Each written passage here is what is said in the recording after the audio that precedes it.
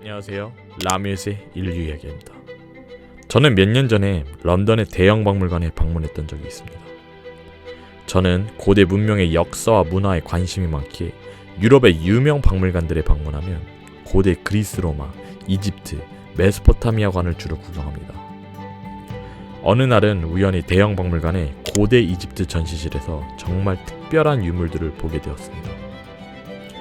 일반적으로 우리가 생각하는 고대 이집트 문명은 주로 이런 모습들이기에 당연히 저것들과 비슷한 유물들만 있을 것이라고 저는 줄곧 생각해왔습니다. 하지만 제가 발견한 그 특별한 유물들이란 바로 파얰 미이라 초상화입니다. 이러한 파얰 미이라 초상화 속의 인물들이 워낙 사실적으로 묘사되었고, 그리고 이 앞을 지나가는 저를 묘하게 쳐다보고 있다는 느낌을 준다는 인상을 받았기에 저는 이 유물들에 대해서 호기심을 가지게 되었습니다. 저는 이 유물들을 보면서 속으로 이런 질문들이 떠올랐습니다. 이 초상화들 속 인물들은 누구일까? 왜 이 초상화들은 내가 일반적으로 알고 있었던 고대 이집트의 미술 양식과는 다를까? 오히려 이 초상화들은 고대 로마 폼페이와 같은 유적지에서나 볼 법한 미술 양식으로만 보여집니다. 따라서 이러한 독특한 특징 때문에 파얰 미이라 초상화는 많은 고고학자와 미술사학자들에게 큰 관심을 받고 있었습니다.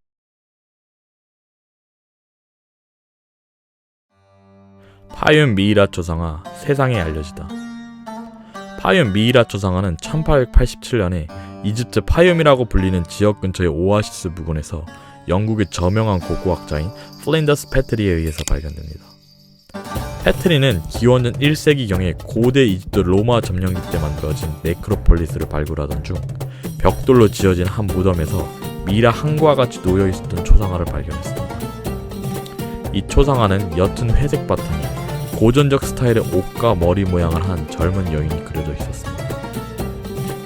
그리고 패트리는 같은 해 1887년에 총 81개의 미이라 초상화를 발견했습니다. 이 발견된 초상화들 속 인물들은 지금의 영정사진을 보듯이 마치 살아생전의 모습 그대로를 사진으로 찍은 듯 사실적으로 그려져 있었습니다. 패트리는 이 초상화들을 런던에 가서 대중들에게 공개하였으며 이는 많은 사람들의 관심을 받았습니다.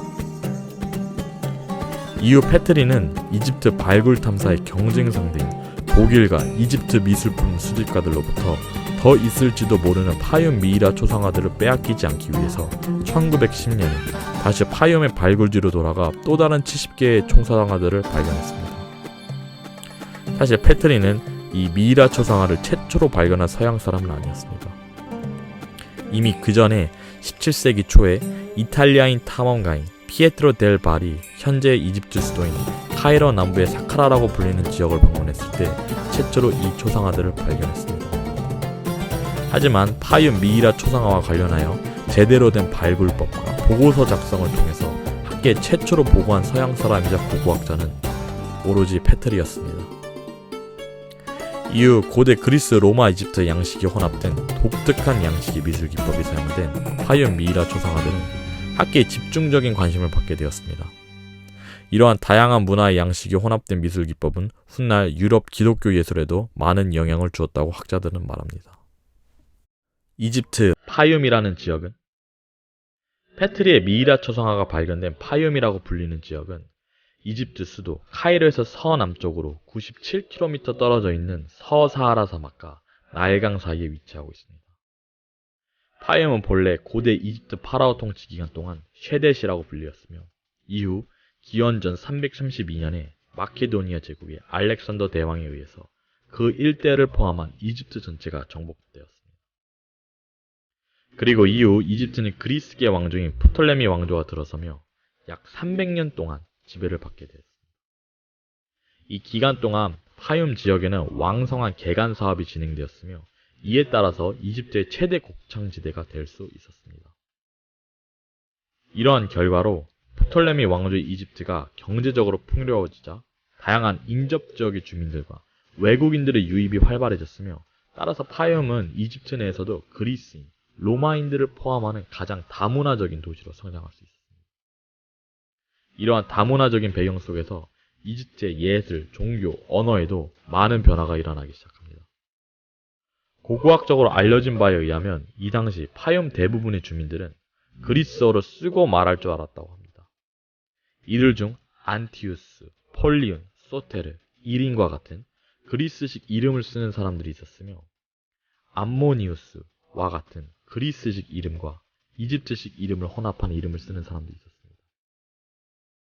또한 학자들에 따르면 이 당시의 파얰 지역과 이집트 북부 지역에 사는 많은 그리스인들은 고대 이집트의 전통 문화와 종교 의식을 받아들이는데 큰 거부감이 없었다고 합니다.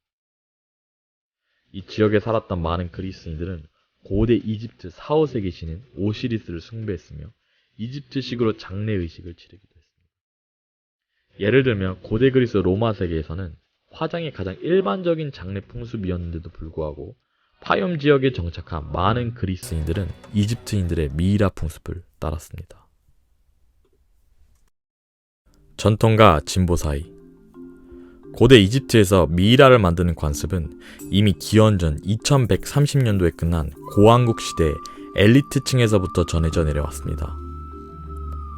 이러한 미이라를 만드는 관습은 중왕국 시대에는 다양한 계층에서도 관찰되기 시작합니다. 중왕국과 신왕국 시기에 만들어졌던 대부분의 미라들은 천 조각으로 감싸져 있으며 석고로 만든 장례용 가면을 쓰고 있습니다. 고대 이집트 프톨레미 왕조 말기와 로마 제국 통치기부터는 많은 그리스인들과 로마인들이 이집트로 유입되면서 파얰 지역의 미이라 풍습에도 변화가 일어나기 시작합니다. 이전의 단일화된 양식의 전통적인 미라 마스크는 점점 사라지며 그리스와 로마의 사실주의적 미술 양식이 이를 대체하기 시작합니다. 따라서 미이라의 마스크 대신 그리스 로마 미술 양식을 따른 초상화가 늘어나기 시작했습니다. 이렇게 현실주의적으로 그려진 미이라의 초상화들은 마치 살아생전의 직업, 성격들도 간접적으로 보여주는 듯한 모습을 담고 있으며 아주 자연스럽고 생생하게 묘사되어 있습니다. 그렇다면 이 초상화 속 인물들은 누구였을까요? 사실 이 초상화들 속 인물들이 정확히 누구였는지에 대해서 알아내는 것은 쉽지 않은 일입니다. 몇몇 초상화들은 다행히도 그리스어로 인물의 이름과 직업이 표시되어 있지만 대부분의 초상화들은 그렇지 않습니다. 그래서 오로지 시각적인 정보에만 의지하여 인물들의 직업과 같은 정보들을 유추할 수 있었을 뿐이었습니다. 예를 들면 군인은 장식들을 둘러매고 있으며 육상 선수는 어깨를 노출한 모습으로 표현되어 있습니다. 이 외에도 유추가 가능한 시각적 정보로는 각 초상화에 새겨진 특별한 상징이나 기호들을 통해서도 알아낼 수 있습니다. 예를 들면 어떤 초상화 속 인물들은 금 잎으로 장식된 관을 쓰고 있는데 이것은 그 인물들이 마케도니아, 그리스, 그리고 로마의 왕족 또는 귀족을 나타냅니다. 이런 방식으로 장신구, 의복 스타일, 머리 스타일, 상징, 기호들과 같은 시각적 정보들은 학자들에게 있어서 이 시대의 사회와 문화적 트렌드를 파악하는 데 중요한 단서로 여겨집니다. 자, 그러면 초상화 속의 인물에 대한 정보가 상대적으로 구체적으로 나타난 것들에 대해서 한번 살펴보기로 해요. 이 고대 이집트 미이라관은 현재 대형 박물관에 전시되어 있습니다. 초상화 속 인물의 사실적인 묘사, 아누비스와 호루스와 같은 고대 이집트 신들과 여러 문양들, 그리고 그리스어로 아르테미도로스에게 영원한 안식을 이라는 글귀로 봐서는 분명히 이집트의 로마 제국기임을 단번에 알 수 있습니다. 일단 이 미이라관이 부착되어 있는 초상화 속 인물은 19살에서 21살 정도로 추정되며 젊은 나이에 생을 마감했다는 점에서 비록 2000년 전에 있었던 사람이지만 안타깝다는 생각이 듭니다. 어쩌면 이렇게 가장 젊고 활력 넘쳤을 때의 모습을 그린 초상화일지도 모르겠습니다. 그리고 황금 잎으로 치장된 관, 그리고 화려하게 꾸며진 관을 봐서는 분명히 이 남성은 왕족 또는 귀족 신분이었을 겁니다. 그리고 이 초상화는 현재 미국 뉴욕의 메트로폴리탄 박물관에 전시되어 있습니다. 안타깝게도 정말 어린 나이에 생을 마감한 것으로 보입니다. 이 초상화 역시 로마 이집트 시대의 것이고 이 아이가 입은 하얀 투닉이라고 불리는 옷에 그리스어로 글귀들이 적혀 있습니다.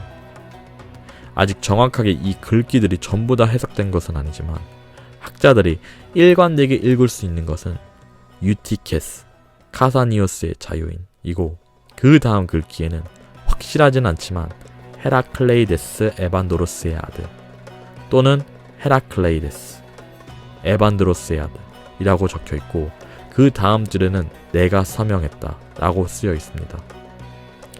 정확히 이 초상화 속 어린 아이를 헤라클레이데스 에반드로스라는 사람이 노예였던 아이를 자유인으로 풀어줬는지 아니면 이 초상화를 그렸다는 것인지에 대해서는 정확히 알려진 것이 없습니다.